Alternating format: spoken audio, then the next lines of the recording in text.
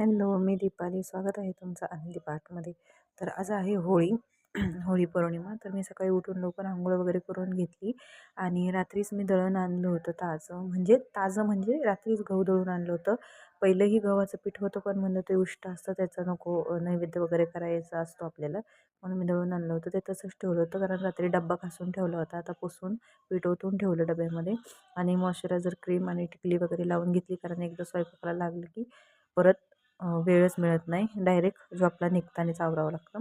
तर इथं गरम पाणी करायला ठेवलं होतं मी आणि मी जे पाणी गरम करायला ठेवलं त्यातलं अर्धं पाणी मी पिते आणि अर्धं चहाला ठेवलं होतं. तर पाणी पिऊन झालं होतं माझं. तर आत्ता असं ठरलं होतं की मी लवकर उठून स्वयंपाक करणार होते पुरणपोळीचा. पण तसं शक्य नाही झालं. खूप कंटाळा आला होता, त्याच्यामुळे मी झोपेतनंच उशिरा उठले. तर पुरण शिजवून वाटून ठेवायचा प्रयत्न करणार होते, पण शक्य नव्हतं, म्हणून फक्त डाळ शिजायला लावत होते. तर डाळ हरभऱ्याची चांगली 3-4 पाण्याने धुवून घेत होते. एका साईडला चहा करायला ठेवला होता. चहा उकळेपर्यंत डाळ वगैरे धुवून घेतली आणि कुकर लावला.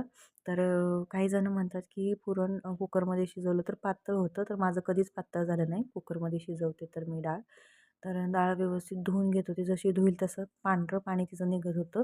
त्याच्यामुळे मग 2-3 पाण्याने आणि कोमट कोमट पाण्याने डाळ धुवून घेत होते. एकदम थंड पाण्याने घेतली नाही धुवून, कारण थंड पाण्याने धुवून घेतली तर ती लवकर शिजत नाही असं म्हणतात. म्हणून मी जरा कोमट कोमट पाण्याने डाळ धुवून घेतली आणि आता चहा रेडी झाला होता माझा. चहा रेडी झाला होता. कुकरमध्ये थोडंसं मी डाळ शिजताना हळद घातली आणि कुकर लावला होता. आता म्हटलं पहिलं चहा घेऊ, कारण चहा घेतल्याशिवाय बाकीची कामं सुचत नाहीत आणि देवपूजाही करायची होती माझी.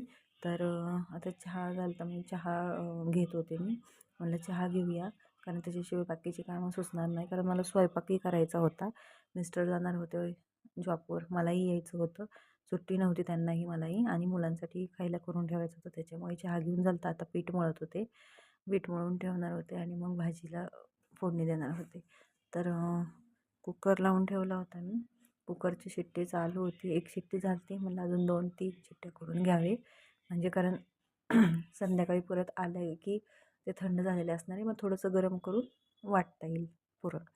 तर इकडे माझं पीठ मळून झालं होतं. भाजी बनवत होते मी. तर मी भाजी केली ती पनीर ग्रेव्ही केली ती त्या दिवशी. पटकन होणारी भाजी, जसं की पनीर घरात होतंच.